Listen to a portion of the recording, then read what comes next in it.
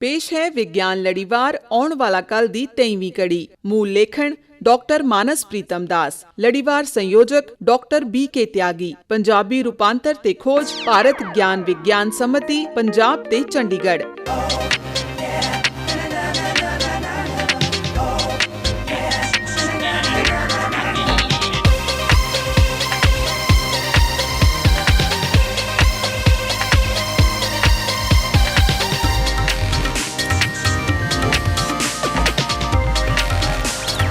प्यारे श्रोतिओ, ਬਣਾਉਟੀ ਬੌਧਿਕਤਾ ਦੀ ਵਿਗਿਆਨ ਵਰਤੋਂ ਤੇ ਭਵਿੱਖ ਬਾਬਤ ਸਾਡੇ ਲੜੀਵਾਰ ਆਉਣ ਵਾਲਾ ਕੱਲ ਦੀ 23ਵੀਂ ਕੜੀ ਮਸ਼ੀਨਾਂ ਮਨ ਵਾਲੀਆਂ 'ਚ ਨਿੱਘਾ ਸਵਾਗਤ ਹੈ। ਸਤਿ ਸ਼੍ਰੀ ਅਕਾਲ, ਨਮਸਤੇ।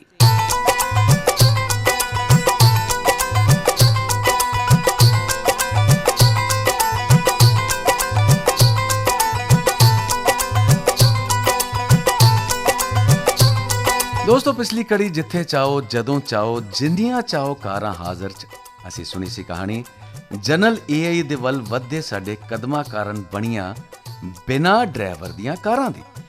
ਜਿੱਥੇ ਚਾਹੋ ਜਦੋਂ ਚਾਹੋ ਜਿੰਨੀਆਂ ਚਾਹੋ ਕਾਰਾਂ ਹਾਜ਼ਰ 'ਚ ਸੁਣਾਈ ਸੀ ਕਹਾਣੀ ਜਨਰਲ ਬਣਾਉਟੀ ਬੁੱਧੀ ਦੇ ਉੱਪਰ ਆਧਾਰਿਤ ਹਾਦਸੇ ਵੇਲੇ ਆਪਣੇ ਆਪ ਚੌਕਸ ਹੋਣ ਵਾਲੀਆਂ ਕਾਰਾਂ ਦੇ ਪਿੱਛੇ ਕੰਮ ਕਰਦੇ ਵਿਗਿਆਨ ਦੀ। ਹਾਂਜੀ, ਸੁਣਾਇਆ ਸੀ ਬਿਰਤਾਂਤ ਉਹਨਾਂ ਕਾਰਾਂ ਦਾ ਜਿਹੜੀਆਂ ਸੜਕ ਤੇ ਚੱਲਦੇ ਹੋਏ ਖਤਰੇ ਨੂੰ ਆਪ ਹੀ ਭਾਂਪ ਲੈਂਦੀਆਂ ਨੇ ਆਪਣੀ ਸੀਮਿਤ ਯਾਦਾਸ਼ਤ ਯਾਨੀ ਕਿ ਮੈਮਰੀ ਦੇ ਬਲਬੂਤੇ।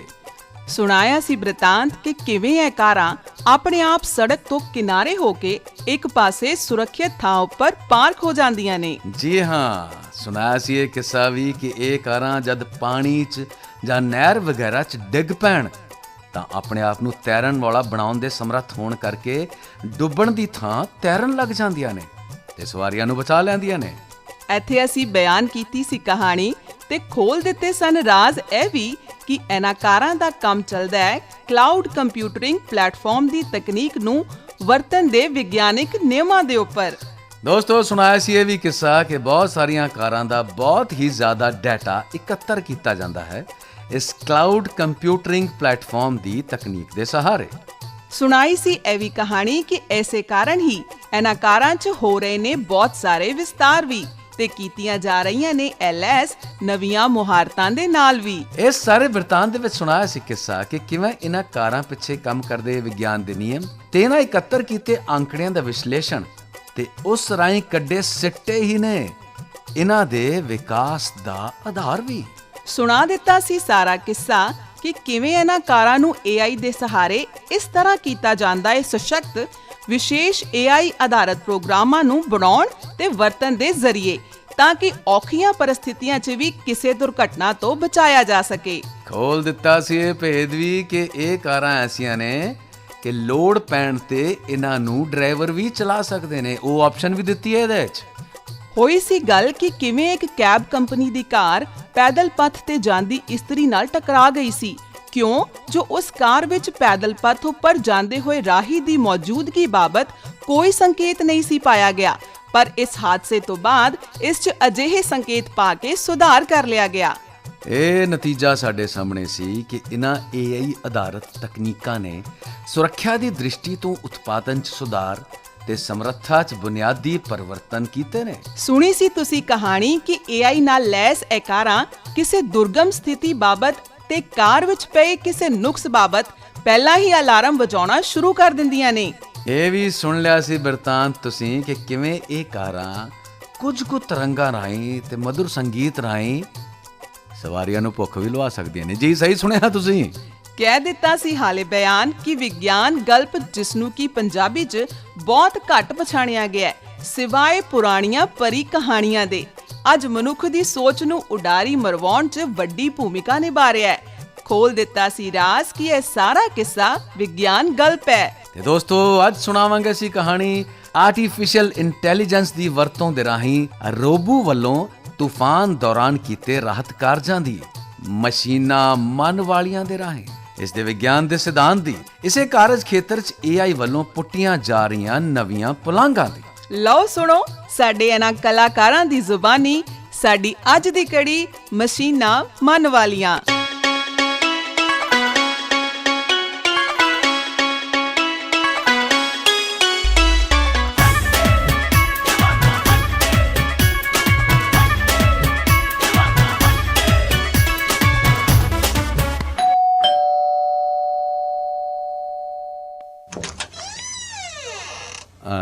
ਹਾਂਜੀ ਦੱਸੋ। ਸਰ ਮੈਂ ਬਾਂਸਲ ਡਿਪਾਰਟਮੈਂਟਲ ਸਟੋਰ ਤੋਂ ਆਇਆ।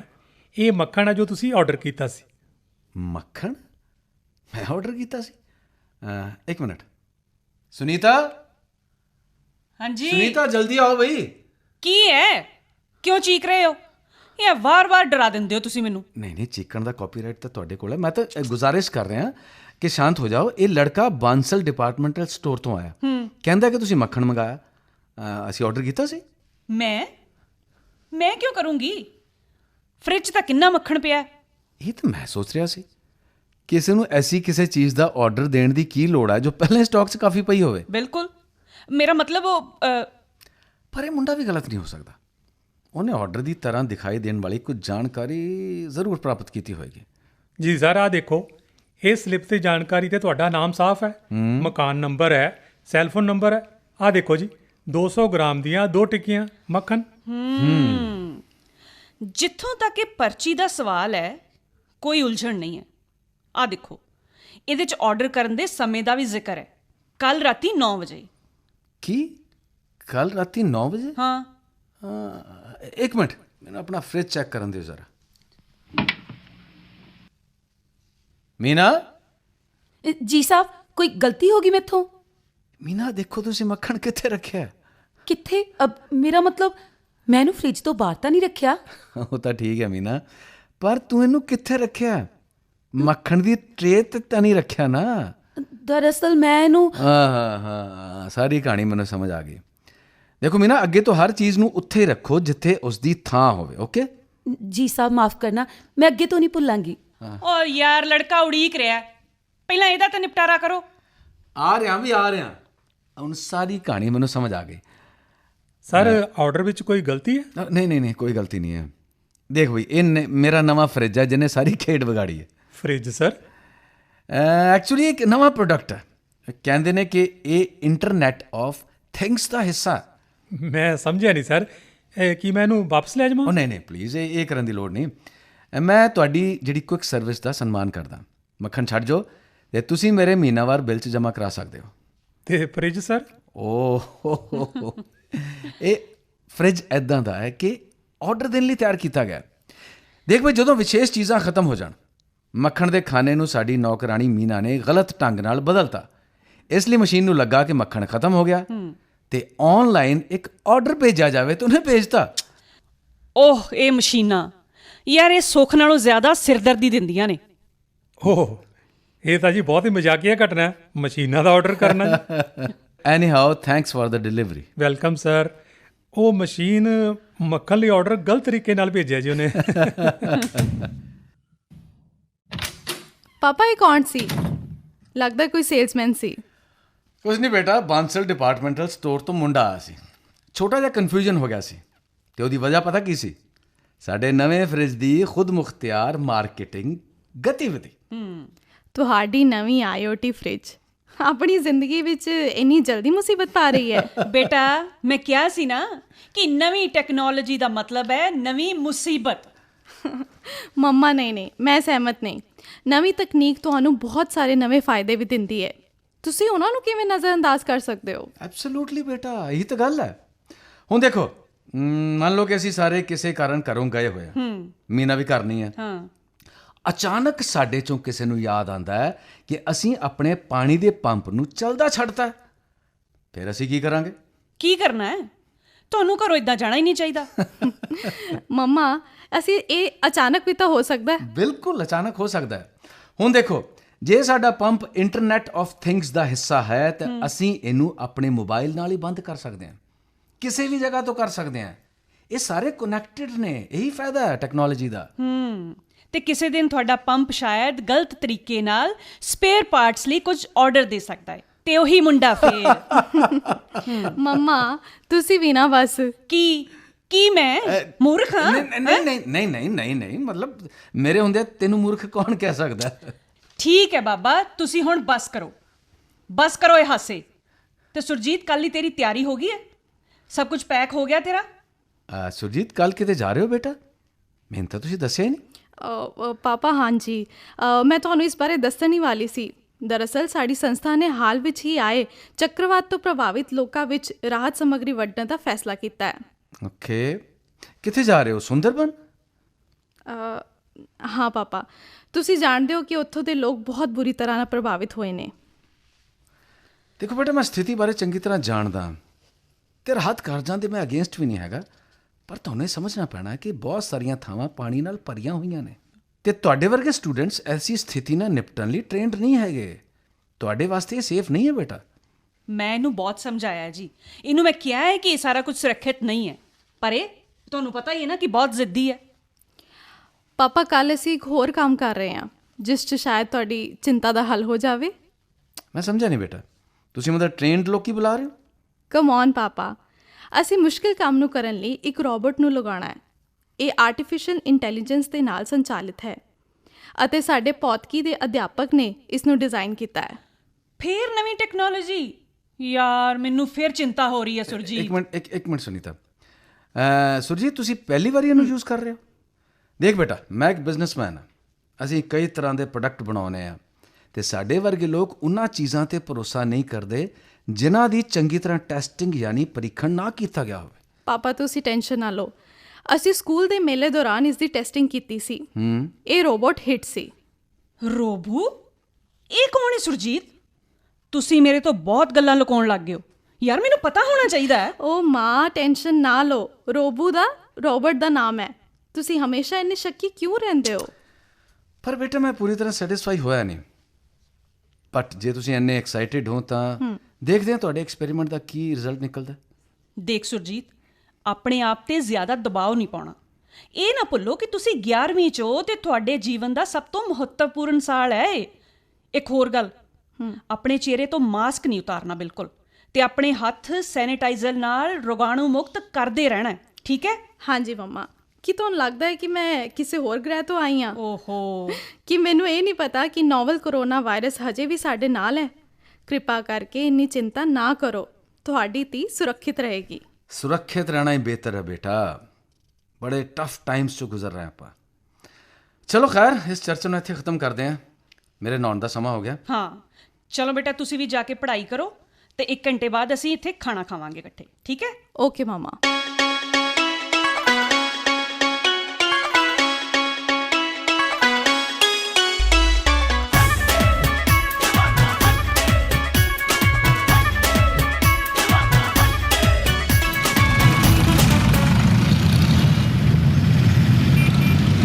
ਡਰਾਈਵਰ, ਕਾਰ ਰੋਕੋ। ਬਸ ਅਸੀਂ ਪਹੁੰਚ ਗਏ। ਸਰ, ਕੀ ਤੁਹਾਨੂੰ ਯਕੀਨ ਹੈ ਕਿ ਇਹ ਉਹੀ ਥਾਂ ਹੈ? ਲੋਕਾਂ ਦਾ ਕੋਈ ਕੱਟ ਤਾਂ ਆਲੇ ਦੁਆਲੇ ਦਿਖਾਈ ਨਹੀਂ ਦੇ ਰਿਹਾ। ਰਾਹਤ ਸਮੱਗਰੀ ਕੌਣ ਲਏਗਾ? ਮੈਨੂੰ ਪੂਰਾ ਯਕੀਨ ਹੈ ਰੰਜਨ, ਮੇਰਾ ਇੰਟਰਨੈਟ ਕਨੈਕਸ਼ਨ ਜਿਹੜਾ ਅਜੇ ਵੀ ਕੰਮ ਕਰ ਰਿਹਾ। ਉਹ ਵੇਖੋ, ਉਹ ਉੱਥੇ ਉਹ ਖਸਤਾ ਹਾਲ ਇਮਾਰਤ, ਸਾਡੇ ਲਈ ਇਹ ਮੀਲ ਪੱਥਰ ਹੈ। ਵੀਡੀਓ ਇੱਥੇ ਜਲਦੀ ਪਹੁੰਚ ਜਾਣਗੇ। ਪਰ ਰਾਹੁਲ ਸਰ, ਕੀ ਸਾਰੇ ਲੋਕ ਇੱਥੇ ਇਕੱਠੇ ਹੋਣਗੇ? ਪਾਣੀ ਦੇ ਉਸ ਟੁਕੜੇ ਨੂੰ ਵੇਖੋ। ਹਾਂ ਸਰ, ਦੂਜੇ ਪਾਸੇ ਕੁਝ ਝੌਂਪੜੀਆਂ ਤੇ ਨੇ। ਉੱਥੇ 2 ਮੰਜ਼ਿਲਾ ਇਮਾਰਤ ਵੀ ਹੈ ਇੱਕ। ਹਾਂ, ਪ੍ਰਭਾਵਿਤ ਲੋਕਾਂ ਨੂੰ ਇਸ ਇਮਾਰਤ ਵਿੱਚ ਰੱਖਿਆ ਗਿਆ ਹੈ। ਉਹ ਬਾਹਰ ਆ ਜਾਣਗੇ, ਰੋਬੂ ਪਾਣੀ ਦੇ ਪਾਰ ਜਾ ਕੇ ਰਾਹਤ ਸਮੱਗਰੀ ਵੰਡ ਆਏਗਾ। ਮੈਂ ਰਾਹਤ ਦੀ ਜ਼ਰੂਰਤ ਨੂੰ ਸਮਝਦਾ ਸਰ। ਇੱਥੇ ਜਮ੍ਹਾਂ ਪਾਣੀ ਪਾਰ ਕਰਨਾ ਸੌਖਾ ਨਹੀਂ।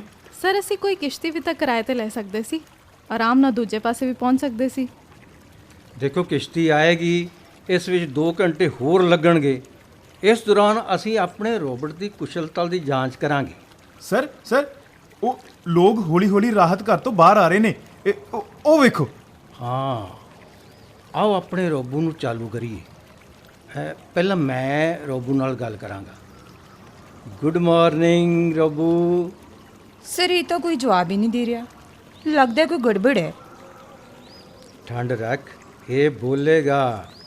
Good morning. Good morning Rahul. ਸਾਰੇ ਤਾਂ ਤੁਹਾਨੂੰ ਪਛਾਣ ਸਕਦਾ ਹੈ। ਇਹ ਮੇਰਾ ਬੱਚਾ ਹੈ ਨਵੀਨ, ਮੈਂ ਇਸ ਨੂੰ ਬਹੁਤ ਦੇਖਭਾਲ ਤੇ ਲਗਨ ਨਾਲ ਬਣਾਇਆ। ਅਸੀਂ ਕੋਆਰਡੀਨੇਟ ਨਿਰਧਾਰਤ ਕਰਾਂਗੇ ਤਾਂ ਜੋ ਇਹ ਉੱਥੋਂ ਦੇ ਲੋਕਾਂ ਤੱਕ ਪਹੁੰਚ ਸਕੇ।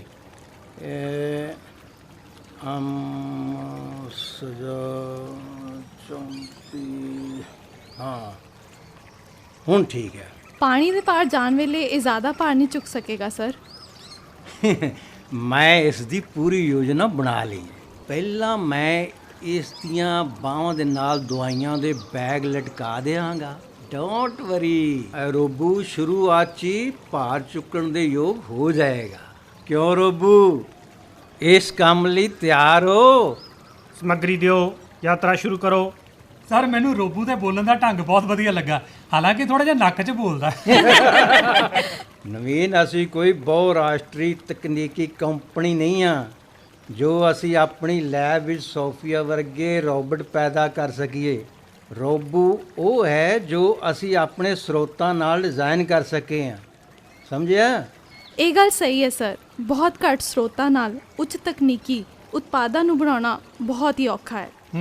ਸਰ ਨੂੰ ਪ੍ਰਭਾਵਿਤ ਕਰਨ ਦੀ ਕੋਸ਼ਿਸ਼ ਕਰ ਰਹੀ ਹੈ, ਜਿੱਦਾਂ ਸਾਨੂੰ ਇਹਨਾਂ ਚੀਜ਼ਾਂ ਦਾ ਪਤਾ ਹੀ ਨਹੀਂ। ਨਹੀਂ, ਮੈਂ ਪ੍ਰਭਾਵਿਤ ਕਰਨ ਦੀ ਕੋਸ਼ਿਸ਼ ਨਹੀਂ ਕਰ ਰਹੀ। ਤੁਸੀਂ ਚੀਜ਼ਾਂ ਨੂੰ ਸਹੀ ਦ੍ਰਿਸ਼ਟੀ ਤੋਂ ਨਹੀਂ ਲੈ ਸਕਦੇ ਨਾ। ਦਵਾਈਆਂ ਦਾ ਬੈਗ ਸਹੀ ਤਰੀਕੇ ਨਾਲ ਲਟਕ ਗਿਆ। ਹੁਣ ਅਸੀਂ ਇਸ ਨੂੰ ਇੱਕ ਪਾਸੇ ਭੇਜਾਂਗੇ। ਆਓ ਗਿਆ ਰੋਬੂ। ਹਾਵਰਕ੍ਰਾਫਟ ਵਰਗਾ ਸਿਸਟਮ ਬਹੁਤ ਵਧੀਆ ਢੰਗ ਨਾਲ ਕੰਮ ਕਰ ਰਿਹਾ ਹੈ ਸਰ। ਇਹ ਆਸਾਨੀ ਨਾਲ ਪਾਣੀ ਉੱਪਰ ਸਫ਼ਰ ਕਰ ਰਿਹਾ ਹੈ। ਇਹ ਬਹੁਤ ਤੇਜ਼ ਵੀ ਹੈ, ਵੇਖੋ ਹਰੇਕ ਸਕਿੰਟ ਕਿੰਨੀ ਦੂਰੀ ਨੂੰ ਕਵਰ ਕਰ ਰਿਹਾ। ਪਰ ਸਰ ਵੇਖੋ, ਦੂਸਰੇ ਸਿਰੇ ਤੇ ਕੁਝ ਹੋ ਰਿਹਾ ਹੈ। ਦੂਸਰੇ ਸਿਰੇ ਤੇ ਕੀ ਹੋ ਰਿਹਾ ਹੈ? ਸਰ ਜਾਪਦਾ ਹੈ ਕਿ ਲੋਕ ਉਸ ਮਸ਼ੀਨ ਤੋਂ ਡਰਦੇ ਨੇ। ਸਰ ਚੰਗਾ ਹੁੰਦਾ ਜੇਕਰ ਅਸੀਂ ਲਾਊਡ ਸਪੀਕਰ ਲੈ ਆਉਂਦੇ।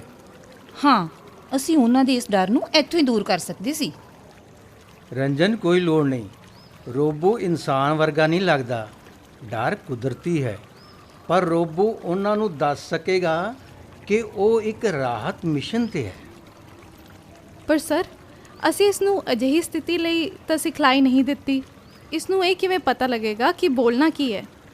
ਤੁਸੀਂ ਸਹੀ ਕਹਿ ਰਹੇ ਹੋ। ਮੈਂ ਇਸ ਨੂੰ ਇੱਕ text to speech voice system ਨਾਲ ਜੋੜਿਆ ਹੈ।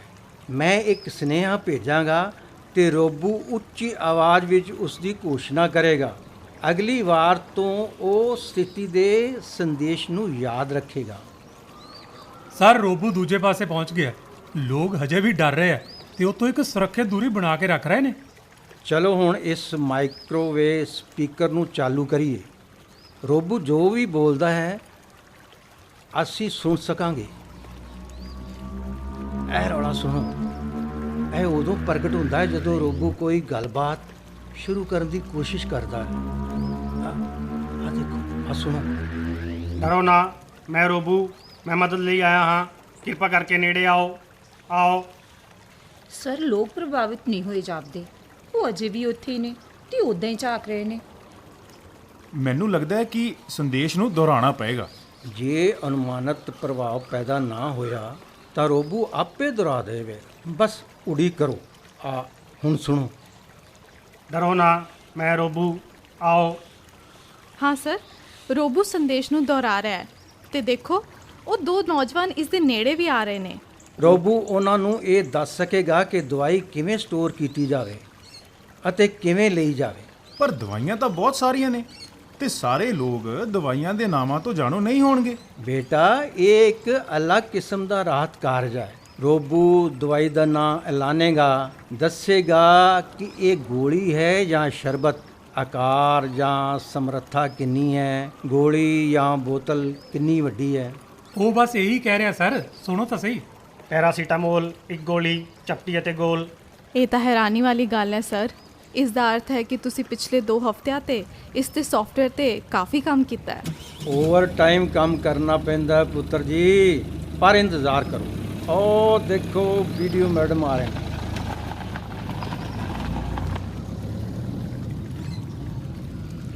ਮੈਡਮ, ਤੁਹਾਡਾ ਬਹੁਤ ਬਹੁਤ ਸਵਾਗਤ ਹੈ। ਮਿਸਟਰ ਰਾਹੁਲ, ਤੁਹਾਡਾ ਸਵਾਗਤ ਤਾਂ ਮੈਨੂੰ ਕਰਨਾ ਚਾਹੀਦਾ ਹੈ ਕਿਉਂਕਿ ਤੁਸੀਂ ਮੇਰੇ ਤੇ ਅਹਿਸਾਨ ਕਰ ਰਹੇ ਹੋ। ਰੋਬੂ ਕਿੱਥੇ ਹੈ? ਮੈਡਮ, ਪਾਣੀ ਦੇ ਉਸ ਪਾਰ। ਰੋਬੂ ਦਵਾਈਆਂ ਵੰਡਣ ਤੋਂ ਪਹਿਲਾਂ ਉਹਨਾਂ ਬਾਰੇ ਦੱਸ ਰਿਹਾ ਹੈ। ਤੁਸੀਂ ਸੁਣ ਸਕਦੇ ਹੋ ਕਿ ਉਹ ਕੀ ਕਹਿ ਰਿਹਾ। ਇਹ ਸਪੀਕਰ ਰਾਹੀਂ ਆ ਦੇਖੋ। ਠੀਕ, ਮੈਂ ਵੇਖ ਸਕਦੀ ਹਾਂ। ਲੋਕ ਸੁਣ ਰਹੇ ਨੇ। ਸਰ ਕੁਝ ਪਰੇਸ਼ਾਨੀ ਜਾਪਦੀ ਹੈ। ਰੋਬੂ ਦੀ ਬਾਂਹ ਵਿੱਚ ਕੁਝ ਅਨਿਯਮਿਤ ਹਿਲਜੁਲ ਹੈ। ਦੇਖਿਓ ਜ਼ਰਾ। ਕੋਈ ਉਸ ਦੇ ਸਾਹਮਣੇ ਚੀਕ ਰਿਹਾ ਹੈ। ਉਹ ਵਿਅਕਤੀ ਗੁੱਸੇ ਵਿੱਚ ਪ੍ਰਤੀਤ ਹੁੰਦਾ ਹੈ। ਮੈਨੂੰ ਇੱਥੇ ਕੁਝ ਕਨਸਟੇਬਲ ਲਾ ਦੇਣੇ ਚਾਹੀਦੇ ਨੇ। ਅਜਿਹੇ ਸਮੇਂ ਲੋਕ ਗੁੱਸੇ 'ਚ ਆ ਜਾਂਦੇ ਨੇ। ਇੰਤਜ਼ਾਰ ਕਰੋ ਮੈਮ, ਅਸੀਂ ਸੁਣਦੇ ਹਾਂ ਕਿ ਉਹ ਕੀ ਕਹਿ ਰਿਹਾ ਹੈ। ਸਪੀਕਰ ਦੀ ਆਵਾਜ਼ ਵਧਾਓ। ਰੰਜਨ। ਠੀਕ ਹੈ ਸਰ, ਇਹ ਆ ਲਓ। ਸਾਡਾ ਰਾਸ਼ਨ ਮੁੱਕ ਗਿਆ, ਸਾਨੂੰ ਉਹ ਚਾਹੀਦਾ। ਇਹ ਖਿਡੌਣਾ ਦਵਾਈਆਂ ਬਾਰੇ ਭਾਸ਼ਣ ਦੇਈ ਜਾ ਰਿਹਾ ਹੈ। ਸਹੀ ਗੱਲ ਹੈ ਜੀ, ਪਹਿਲਾਂ ਚਾਵਲ ਲਿਆਓ, ਦਾਲ ਲਿਆਓ। ਲੱਗਦਾ ਹੈ ਕਿ ਹੋਰ ਲੋਕ ਵੀ ਨਾਲ ਲੱਗ ਰਹੇ ਨੇ। ਹਾਂ ਮੈਡਮ, ਰੋਬੂ ਪਰੇਸ਼ਾਨ ਹੈ। ਅਸਲ ਵਿੱਚ ਉਸਨੇ ਨਿਰਾਸ਼ਾ ਅਤੇ ਗੁੱਸੇ ਜੇ ਅਜਿਹੇ ਪ੍ਰਗਟਾਵੇ ਦਾ ਕਦੀ ਸਾਹਮਣਾ ਨਹੀਂ ਕੀਤਾ। ਜੇ ਹੋ ਸਕਦਾ ਹੈ ਤਾਂ ਇਸ ਨੂੰ ਵਾਪਸ ਲਿਆਓ। ਮੈਨੂੰ ਡਰ ਹੈ ਕਿ ਸ਼ਾਇਦ ਤੁਹਾਡੇ ਰੋਬੋਟ ਨੂੰ ਨੁਕਸਾਨ ਨਾ ਪਹੁੰਚਾ ਦੇਣ। ਉਹ ਕੋਈ ਸਮੱਸਿਆ ਨਹੀਂ ਮੈਮ, ਮੈਂ ਇਸ ਬਟਨ ਨੂੰ ਦਬਾ ਰਿਹਾ, ਉਹ ਪਿੱਛੇ ਹਟ ਜਾਏਗਾ ਤੇ ਫਿਰ ਸਾਡੇ ਵੱਲ ਵਾਪਸ ਆ ਜਾਏਗਾ। ਹਾਂ, ਤੁਹਾਡੀ ਕਮਾਂਡ ਕੰਮ ਕਰ ਰਹੀ ਹੈ। ਮੈਂ ਰਾਹਤ ਮਹਿਸੂਸ ਕਰਦੀ ਹਾਂ। ਕਿਸ਼ਤੀ ਜਲਦੀ ਆ ਜਾਏਗੀ ਤੇ ਰਾਹਤ ਸਮੱਗਰੀ ਲਿਆਏਗੀ, ਪਰ ਮੈਂ ਨਹੀਂ ਚਾਹੁੰਦੀ ਕਿ ਤੁਹਾਡੇ ਰੋਬੋ ਦਾ ਕੋਈ ਨੁਕਸਾਨ ਹੋਏ। ਤੁਸੀਂ ਇਸ ਨੂੰ ਇਸ ਦੇ ਨਾਮ ਨਾਲ ਬੁਲਾ ਰਹੇ ਹੋ ਮੈਮ। ਜਾਪਦਾ ਹੈ ਕਿ ਤੁਸੀਂ ਰੋਬੋਟਾਂ ਵਿੱਚ ਦਿਲਚਸਪੀ ਰੱਖਦੇ ਹੋ। ਮੈਂ ਮਕੈਨੀਕਲ ਇੰਜੀਨੀਅਰਿੰਗ ਦੀ ਪੜ੍ਹਾਈ ਕੀਤੀ ਸੀ ਤੇ ਮੈਂ ਕਿਸੇ ਰੋਬੋਟ ਨਿਰਮਾਣ ਕੰਪਨੀ ਨਾਲ ਜੁੜਨਾ ਚਾਹੁੰਦੀ ਸੀ। ਪਰ ਤੁਹਾਨੂੰ ਤਾਂ ਪਤਾ ਹੀ ਹੈ, ਬੰਦਾ ਕੁਝ ਸੋਚਦਾ ਹੋਰ ਹੈ ਤੇ ਹੁੰਦਾ ਕੁਝ ਹੋਰ ਹੈ। ਮੈਮ, ਇਸ ਰੋਬੋ ਨੂੰ ਰਾਹੁਲ ਸਰ ਨੇ ਡਿਜ਼ਾਈਨ ਕੀਤਾ ਹੈ। ਮੈਂ ਜਾਣਦੀ ਹਾਂ, ਮੈਂ ਇਸ ਨੂੰ ਵੇਖਣ ਲਈ ਉਤਸੁਕ ਸੀ। ਮੈਂ ਬਣਾਉਟੀ ਬੌਧਿਕਤਾ ਤੇ ਰੋਬੋਟ ਬਾਰੇ ਪੜ੍ਹਦੀ ਰਹੀ ਹਾਂ। ਕੁਝ ਸਿਧਾਂਤ ਦਿਮਾਗ ਵਿੱਚ ਇਸ ਸਮੇਂ ਵੀ ਮੌਜੂਦ ਨੇ। ਮੈਡਮ, ਸਾਨੂੰ ਇਸ ਬਾਰੇ ਕੁਝ ਹੋਰ ਵੀ ਦੱਸੋ ਜੀ। ਹਾਂ, ਰੋਬੂ ਦੇ ਵਾਪਸ ਆਉਣ ਤੋਂ ਪਹਿਲਾਂ ਅਸੀਂ ਕੁਝ ਗਿਆਨ ਪ੍ਰਾਪਤ ਕਰ ਸਕਦੇ ਹਾਂ। ਤੁਹਾਨੂੰ ਪਤਾ ਹੋਣਾ ਚਾਹੀਦਾ ਹੈ ਕਿ ਰੋਬੋਟ ਦੀਆਂ ਦੋ ਮਹੱਤਵਪੂਰਨ ਉਦਾਹਰਨਾਂ ਕਿਸਮੈਟ ਤੇ ਸੋਫੀਆ ਹਨ, ਜੋ ਕਿ ਕ੍ਰਮਵਾਰ 2000 ਤੇ 2016 ਵਿੱਚ ਬਣਾਏ ਗਏ ਸਨ। ਕਿਸਮੈਟ ਨੂੰ ਪ੍ਰੋਫੈਸਰ ਸਿੰਥੀਆ ਬ੍ਰਾਜ਼ੀਲ ਦੁਆਰਾ ਵਿਕਸਿਤ ਕੀਤਾ ਗਿਆ ਸੀ। ਇਹ ਮਨੁੱਖੀ ਚਿਹਰਿਆਂ ਦੇ ਸੰਕੇਤਾਂ ਨੂੰ ਪਛਾਣਨ ਤੇ ਸਮਰੱਥ ਸੀ ਅਤੇ ਉਹਨਾਂ ਸੰਕੇਤਾਂ ਦੀ ਨਕਲ ਕਰਕੇ ਆਪਣੇ ਚਿਹਰੇ ਤੇ ਭਾਵਨਾਵਾਂ ਲਿਆ ਸਕਦਾ ਸੀ। ਹਾਂ, ਇਸ ਵਿੱਚ ਅੱਖਾਂ ਦੇ ਰੂਪ ਵਿੱਚ ਕੰਮ ਕਰਨ ਵਾਲੇ 4 ਕੈਮਰੇ ਨੇ, ਪਰ ਨਜ਼ਰ ਵਿੱਚ ਕਈ ਖਾਮੀਆਂ ਨੇ। ਤੇ ਸੋਫੀਆ ਦਾ ਤਾਂ ਮੈਡਮ ਬਹੁਤ ਕ੍ਰੇਜ਼ ਹੈ। ਦੂਜੇ ਪਾਸੇ ਸੋਫੀਆ ਹੈਂਗਸਟਨ ਰੋਬੋਟਿਕਸ ਦੁਆਰਾ ਬਣਾਈ ਗਈ ਇੱਕ ਮਨੁੱਖੀ ਰੋਬੋਟ ਹੈ। ਜਿਹੜੀ ਚੀਜ਼ ਉਸ ਨੂੰ ਪਿਛਲੇ ਰੋਬੋਟਾਂ ਤੋਂ ਵੱਖ ਕਰਦੀ ਹੈ ਉਹ ਹੈ ਇਸ ਦੀ ਮਨੁੱਖ ਵਰਗੀ ਸਰੀਰਕ ਬਣਤਰ।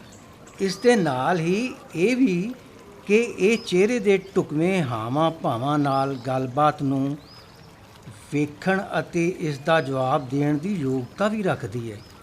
ਅਸੀਂ ਇਸ ਨੂੰ ਪਰਛਾਈ ਪਛਾਣ ਜਾਂ ਇਮੇਜ ਰਿਕੋਗਨੀਸ਼ਨ ਕਹਿ ਸਕਦੇ ਹਾਂ। ਪਰ ਮੈਨੂੰ ਇਹ ਜ਼ਰੂਰ ਕਹਿਣਾ ਚਾਹੀਦਾ ਹੈ ਕਿ ਇਹ ਅਸਲ ਨਾਲੋਂ ਅਫਵਾਹ ਵੱਧ ਹੈ। ਉਹ ਦੇਖੋ ਸਰ, ਰੋਬੋ ਮੋੜ ਆਇਆ। ਮੈਂ ਉਹਨੂੰ ਪਾਣੀ ਤੋਂ ਬਾਹਰ ਲੈ ਕੇ ਆਉਣਾ। ਸਾਵਧਾਨੀ ਨਾਲ ਨਵੀਨ, ਇਸ ਦੀਆਂ ਬਾਹਾਂ ਤੇ ਦਬਾਅ ਨਹੀਂ ਪਾਉਣਾ। ਅਨਿਯਮਿਤ ਹਲਚਲਾਂ ਦੁਆਰਾ ਇਸ ਨੂੰ ਕੋਈ ਨੁਕਸਾਨ ਹੋਇਆ ਜਾਂ ਨਹੀਂ, ਇਸ ਬਾਰੇ ਮੈਨੂੰ ਕੁਝ ਨਹੀਂ ਪਤਾ। ਹੈਲੋ, ਹਾਂ ਬੋਲ ਰਹੀ ਹਾਂ। ਕਿੱਥੇ? ਆਈ ਸੀ? ਠੀਕ ਹੈ ਜਲਦੀ ਕਰੋ। ਕਿਸ਼ਤੀ ਲਗਭਗ 10 ਮਿੰਟਾਂ ਵਿੱਚ ਇੱਥੇ ਆ ਜਾਏਗੀ। ਅਜਿਹੇ ਸੰਕਟ ਦੇ ਦੌਰਾਨ ਕਿਸ਼ਤੀਆਂ ਦੇ ਕਾਫੀ ਦਬਾਅ ਹੁੰਦਾ ਹੈ, ਮੁਸ਼ਕਿਲ ਬਣ ਜਾਂਦੀ ਹੈ। ਮੈਮ, ਸਾਡੇ ਰੋਬੋ ਨੂੰ ਕਿਸ਼ਤੀ ਦੀ ਜ਼ਰੂਰਤ ਨਹੀਂ ਹੈ, ਪਰ ਇਸ ਦੀ ਸਮਰੱਥਾ ਸੀਮਿਤ ਹੈ। ਮੈਂ ਇਹ ਵੇਖ ਸਕਦੀ ਹਾਂ, ਪਰ ਇਸਨੇ ਪਹਿਲਾਂ ਹੀ ਇੱਕ ਵਧੀਆ ਕੰਮ ਕੀਤਾ ਹੈ। ਮਿਸਟਰ ਰਾਹੁਲ, ਆਓ ਇੱਕ ਕੰਮ ਕਰੀਏ। ਮੈਂ ਆਪਣੇ ਕਾਰ ਤੇ ਡਰਾਈਵਰ ਇੱਥੇ ਛੱਡ ਜਾਂਦੀ ਹਾਂ। ਉਹ ਵੇਖੇਗਾ ਕਿ ਜਦੋਂ ਕਿਸ਼ਤੀ ਆਉਂਦੀ ਹੈ ਤੇ ਲੋਕਾਂ ਨੂੰ ਰਾਹਤ ਸਮੱਗਰੀ ਭੇਜ ਦਿੱਤੀ ਜਾਏ। ਤਦ ਤੱਕ ਤੁਸੀਂ ਮੇਰੀ ਰਿਹਾਇਸ਼ 'ਤੇ ਆਓ। ਆਪਾਂ ਤੁਹਾਡੀ ਕਾਰ ਵਿੱਚ ਜਾਵਾਂਗੇ ਤੇ ਤੁਸੀਂ ਉੱਥੇ ਹੱਥ ਮੂੰਹ ਧੋ ਸਕਦੇ ਹੋ। ਇਸ ਨਾਲ ਸਾਨੂੰ ਰੋਬੋ ਬਾਰੇ ਗੱਲਾਂ ਕਰਨ ਦਾ ਕੁਝ ਹੋਰ ਮੌਕਾ ਹੀ ਮਿਲ ਜਾਏਗਾ। ਪਰ ਮੈਮ, ਚਿੰਤਾ ਕਰਨ ਦੀ ਕੋਈ ਜ਼ਰੂਰਤ ਨਹੀਂ। ਕਿਸ਼ਤੀ 'ਤੇ ਇੱਕ ਜਵਾਨ ਲੜਕਾ ਹੈ ਜੋ ਇਹਨਾਂ ਰਾਹਤ ਕਾਰਜਾਂ ਨੂੰ ਬੜੀ ਸਮਝਦਾਰੀ ਨਾਲ ਸੰਭਾਲਦਾ ਰਿਹਾ ਹੈ। ਉਹ ਸਾਰੇ ਪੈਕਟ ਵੰਡ ਦੇਗਾ ਜੋ ਤੁਸੀਂ ਲਿਆਏ ਹੋ, ਤੇ ਉਸ ਸਮੇਂ ਉਹ ਆਪਣੇ ਸੈੱਲ ਫੋਨ ਤੇ ਕੁਝ ਫੋਟੋਆਂ ਵੀ ਖਿੱਚ ਲਏਗਾ ਤੁਹਾਡੇ ਰਿਕਾਰਡ ਲਈ। ਵਿਦਿਆਰਥੀਓ, ਕੀ ਇਹ ਵਧੀਆ ਰਹੇਗਾ? ਬਿਲਕੁਲ ਮੈਮ।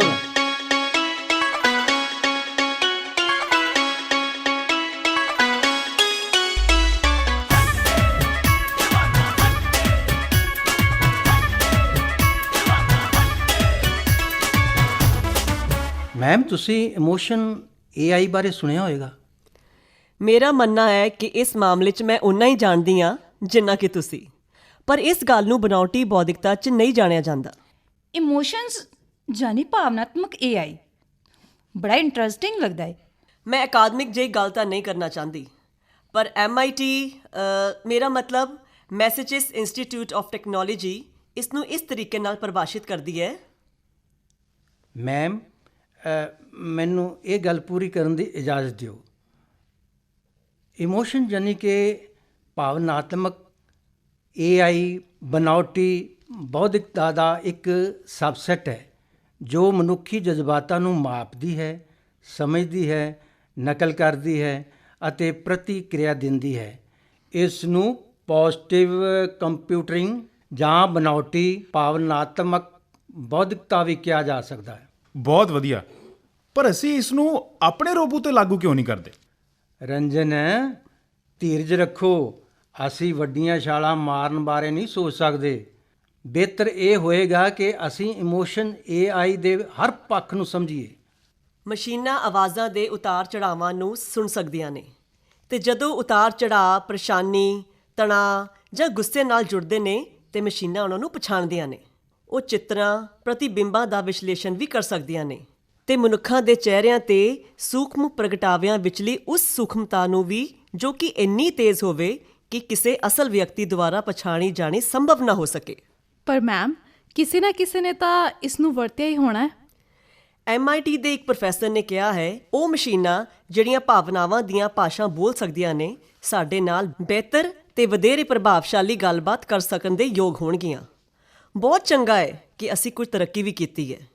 ਇਹ ਕੁਝ ਅਜਿਹਾ ਹੈ ਜੋ 20 ਜਾਂ 30 ਸਾਲ ਪਹਿਲਾਂ ਸੰਭਵ ਨਹੀਂ ਸੀ, ਪਰ ਹੁਣ ਇਹ ਉਪਲਬਧ ਹੈ। ਮੈਮ, ਤੁਸੀਂ ਜਾਣਦੇ ਹੋਗੇ MIT ਦੇ ਇੱਕ ਵਿਦਿਆਰਥੀ ਨੇ ਇੱਕ ਕੰਪਨੀ ਬਣਾਈ ਹੈ ਜੋ ਇਸ ਇਮੋਸ਼ਨ AI ਨਾਲ ਸੰਬੰਧਿਤ ਹੈ। ਕਾਲ ਸੈਂਟਰ ਇਸ ਦੇ ਗਾਹਕ ਨੇ। ਕੰਪਨੀ ਦਾ ਆਵਾਜ਼ ਵਿਸ਼ਲੇਸ਼ਕ ਸਾਫਟਵੇਅਰ ਫੋਨ ਕਾਲ ਦੌਰਾਨ ਗਾਹਕਾਂ ਦੇ ਮੂਡ ਦੀ ਪਛਾਣ ਕਰਨ ਵਿੱਚ ਕਾਲ ਸੈਂਟਰ ਏਜੰਟਾਂ ਦੀ ਸਹਾਇਤਾ ਕਰਦਾ ਹੈ ਤੇ ਇਸ ਗੱਲ ਦੀ ਵਿਵਸਥਾ ਕਰਦਾ ਹੈ ਕਿ ਉਹ ਮੌਕੇ 'ਤੇ ਗੱਲਬਾਤ ਨੂੰ ਕਿਵੇਂ ਹੈਂਡਲ ਕਰਦੇ ਹਨ। ਸਰ, ਮੈਨੂੰ ਇੱਕ ਅਜਿਹੀ ਖਬਰ ਯਾਦ ਆਈ ਹੈ ਜੋ ਮੈਂ ਇੱਕ ਟੈਲੀਵਿਜ਼ਨ ਤੇ ਦੇਖੀ ਸੀ। ਇਸ ਵਿੱਚ ਦੱਸਿਆ ਗਿਆ ਸੀ ਕਿ MIT ਮੀਡੀਆ ਲੈਬ ਨੇ ਮਾਨਸਿਕ ਸਿਹਤ ਲਈ AI ਸੰਚਾਲਿਤ ਟੈਕਨੋਲੋਜੀ ਦੀ ਕਾਢ ਕੱਢੀ ਹੈ।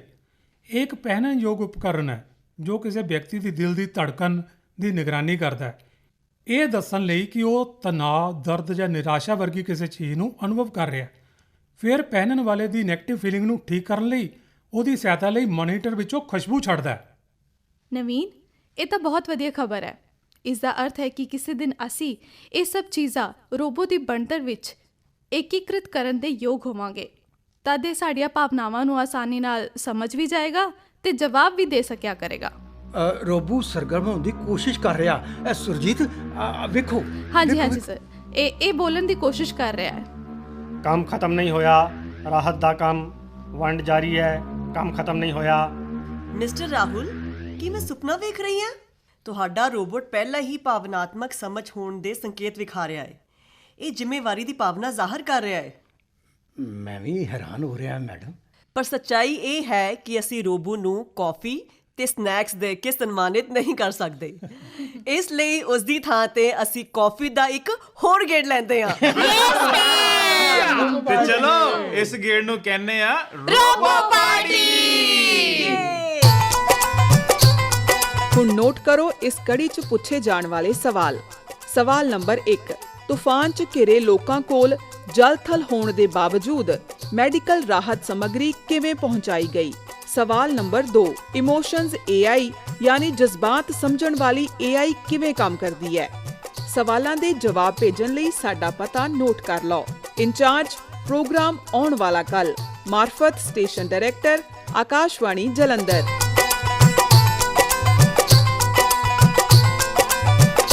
ਤੁਸੀਂ ਸੁਣ ਰਹੇ ਸੀ ਵਿਗਿਆਨ ਲੜੀਵਾਰ ਆਉਣ ਵਾਲਾ ਕੱਲ ਦੀ 23ਵੀਂ ਕੜੀ। ਭਾਗ ਲੈਣ ਵਾਲੇ ਕਲਾਕਾਰ ਦਲਜਿੰਦਰ ਸਿੰਘ, ਬਲਵਿੰਦਰ ਭਾਰਤੀ, ਰਜਿੰਦਰ ਕੁਮਾਰ, ਅਮਿਤ ਸ਼ਰਮਾ, ਕਰਨ, ਸੁਰਿੰਦਰ ਕੌਰ ਖਿਲਚੀਆਂ, ਅਮਨ ਬਲ, ਜਸਪ੍ਰੀਤ ਕੌਰ, ਸਿਮਰਨ, ਪੂਨਮ ਤੇ ਤਨੂ ਕੌਸ਼ਲ। ਵਿਸ਼ੇਸ਼ ਸਹਿਯੋਗ ਸਰਬਜੀਤ ਰਿਸ਼ੀ। ਪੇਸ਼ਕਸ਼ ਗੁਰਵਿੰਦਰ ਸਿੰਘ ਤੇ ਅਮਨਦੇਵ ਜੋਸ਼ੀ।